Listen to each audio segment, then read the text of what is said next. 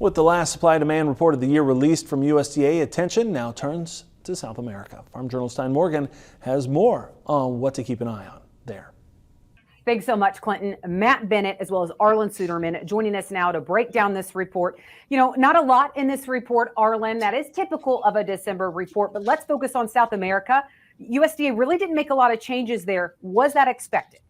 Yeah, as expected and appropriate considering where we're at right now. The crops look good, both Argentina and Brazil. That will likely change if the weather models hold true and we stay dry now in Argentina and southern Brazil. I don't look for the soybean production estimate out of Brazil drop too much. We may see more of a decline in the corn, and then we'll really have to watch the pattern for the safrinha corn crop. You know, Matt, January reports from USDA, those can really bring some fireworks. Do you think that USDA is really in a position that they have to start making some adjustments to some key figures like South America's crop projections?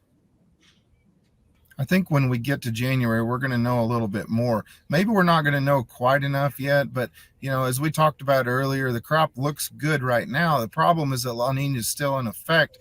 You know, and there's no question that when you get farther into the crop, especially the farther south you go, it can create quite the impact. And so, you know, I guess from South American standpoint, I look for adjustments to be on farther out.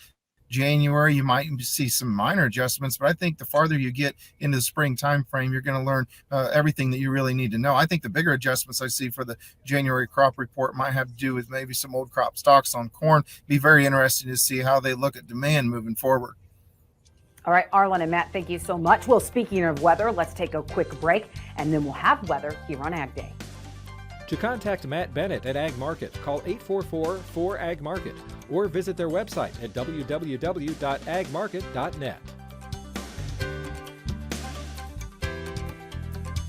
Contact Arlan Suderman by email at arlan.suderman@intlfcstone.com.